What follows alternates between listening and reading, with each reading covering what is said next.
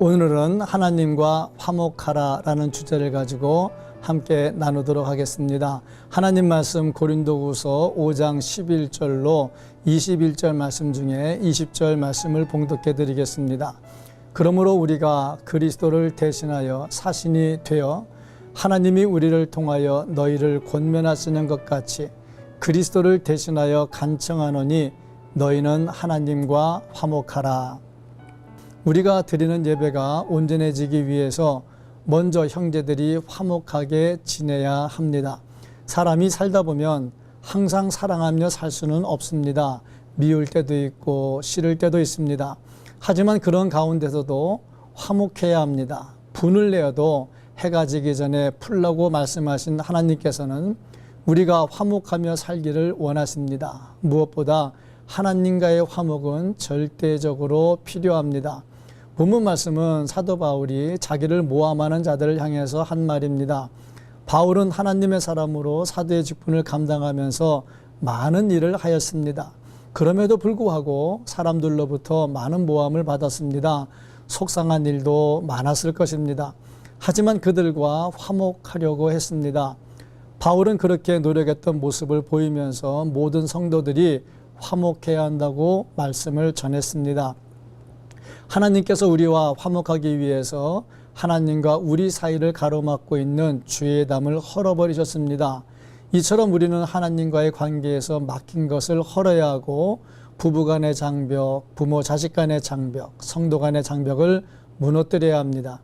우리의 예배가 진정으로 하나님께 드려지기를 원한다면 어떤 이유가 있든지 간에 불화의 요인이 되는 장벽을 모두 무너뜨리고 화목해야 합니다.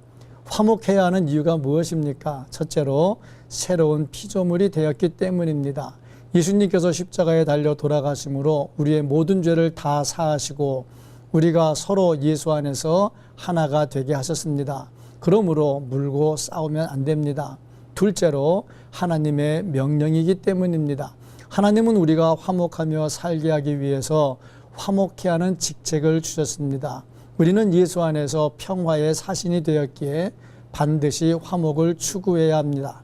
셋째로 세상이 더 이상 우리를 주관하지 못하기 때문입니다. 넷째로 예수 그리스도의 남은 삶을 살아야 하기 때문입니다. 그러면 화목하게 하는 방법이 무엇입니까? 첫째, 희생해야 합니다. 하나님께서 독생자를 보내시면서 희생의 본을 보여주셨던 것처럼 우리 역시 자신을 희생해야 합니다. 둘째로 용서해 주어야 합니다. 예수님께서 십자가에서 모든 죄를 다 용서하신 것처럼 해야 합니다. 셋째로 마음을 넓혀야 합니다. 마음이 좁으면 절대 화목할 수 없습니다. 고린도 교회가 화목하지 못하고 파당을 지은 것은 속이 좁아졌기 때문입니다. 넷째로 교제를 나누어야 합니다. 자기 주장을 양보해야지요. 다섯째로 진정한 은혜를 받아야 합니다. 여섯째로 예수 그리스도의 마음을 가져야 합니다. 온유하고 겸손하면 화목해질 수 있습니다.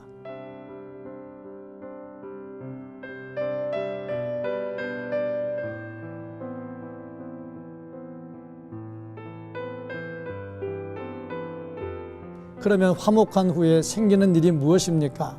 첫째로 사랑이 넘칩니다. 화목과 사랑은 불가분의 관계입니다. 둘째로 기쁨이 생깁니다.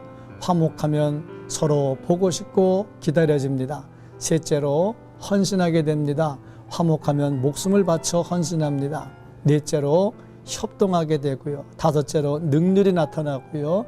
여섯째로 하나님의 영광이 나타나게 됩니다. 결과적으로 하나님께 영광이 됩니다. 우리의 화목을 깨뜨리는 장벽이 무엇입니까? 그 벽을 무너뜨리고 그리스도의 화목을 본받아 화목의 길로 나아가 기쁨을 누리며 사는 성도들이 되기를 간절히 소망합니다.